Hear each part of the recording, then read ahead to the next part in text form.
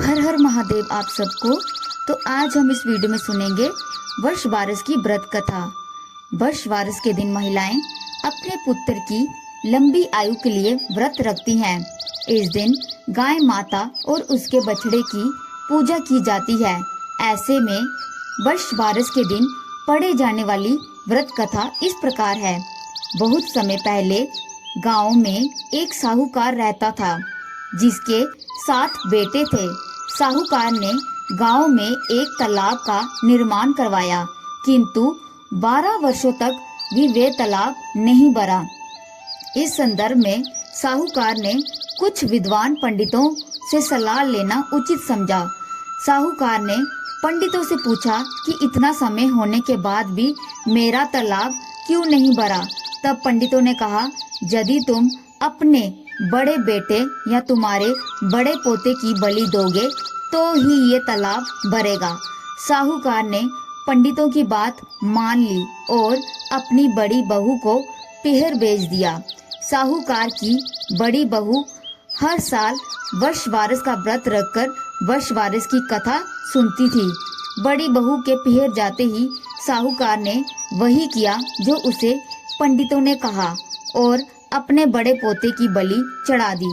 इसके तुरंत बाद ही वे बहुत तेज वर्षा हुई और तालाब पानी से भर गया।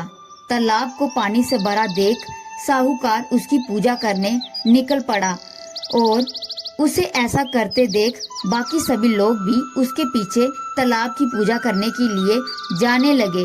जाते समय साहूकार ने अपनी दासी को घियोला यानी धनवला, इसका अर्थ है चने मोठ, बनाने के लिए कहा। साहूकार के यहाँ एक गाय का बच्चा भी था जिसका नाम भी गेउला था। दासी ने समझा कि वे उसे गाय के बच्चे को पकाने के लिए कहकर गए हैं, तो उसने वैसा ही किया। साहूकार और उसकी पत्नी गाजे बाजे लेकर अपने बेटे बहू के साथ तालाब की पूजा करने लगे।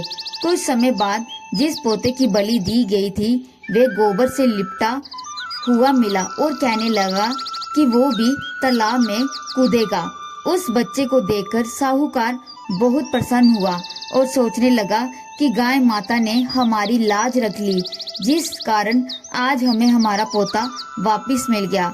साहूकार की बड़ी बहू जो कुछ समय विलाप कर रही थी, अपने बड़े बेटे को देखकर बहुत खुश हुई। तब साहूकार भागता हुआ घर पहुंचा और दासी से गाय के बछड़े के बारे में पूछा। तब दासी ने उत्तर दिया कि आपके कहने के अनुसार मैंने गेउला दानुला पका लिया।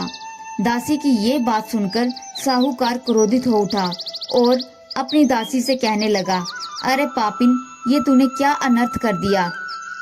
पहले ही एक पाप तो मुश्किल से उतार कर आए हैं, उससे पहले ही तूने दूसरा पाप हमारे माथे मढ़ दिया। साहूकार और साहूकारनी चिंता में पड़ गए कि अब गाय आएगी तो उसे क्या जवाब देंगे। साहूकार ने बछड़े को खड्डे में डालकर दबा दिया। जब शाम को गाय जंगल से लौटी तो अपने बच्चे को वहां न देखकर चिल्लाने लगी। जब उसने मिट्टी को खोदा तो उसमें से एक गाय का बछड़ा निकल आया। ये देखकर साहूकार ने पूरे गांव में इस सभी स्त्रियों को वर्ष बारस का व्रत रखने का डिंडोरा पिटवा दिया।